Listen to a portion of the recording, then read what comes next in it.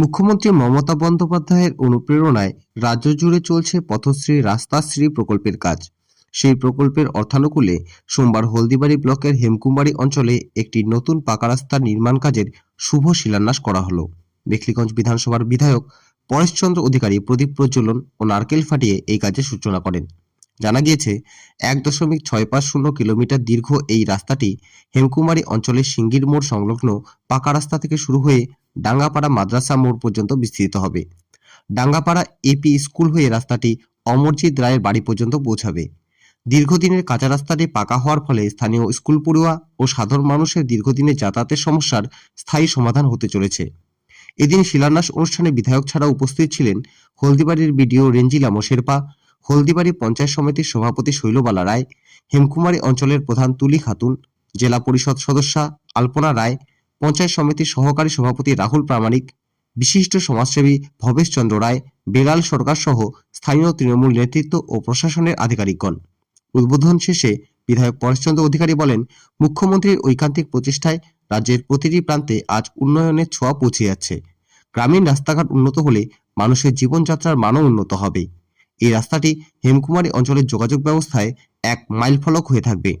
স্থানীয় বাসিন্দারা এই উদ্যোগে অত্যন্ত খুশি। তাদের দীর্ঘদিনের দাবি পূরণ হওয়ায় তারা রাজ্য সরকার ও স্থানীয় প্রশাসনকে ধন্যবাদ জানিয়েছেন। আজ আমাদের হেমকুমারী পথশ্রী 4-এর সিঙ্গিবাড়ি মোড় হইতে মাদ্রাসার মোড় পর্যন্ত ভায়া অমরজিৎ রায়ের বাড়ি পর্যন্ত পাকা রাস্তা 1650 মিটার এই পথশ্রী 4-এর এই রাস্তা আমাদের রাজ্যের মাননীয় মুখ্যমন্ত্রী তিনি এই রাস্তার জন্য বরাদ্দ করেছেন 51,58,000 টাকা।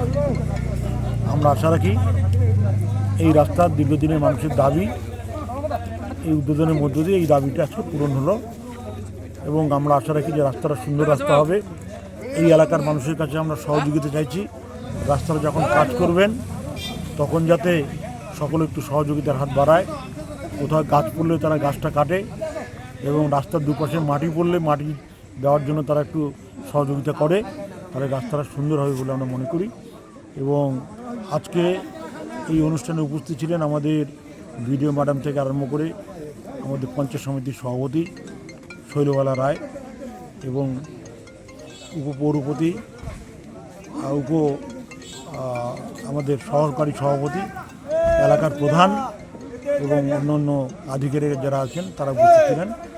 এই রাস্তার জন্য সকলেই এসছেন এবং বহু মানুষ আজকে উপস্থিত হয়েছেন এই রাস্তাটা উদ্বোধনের জন্য।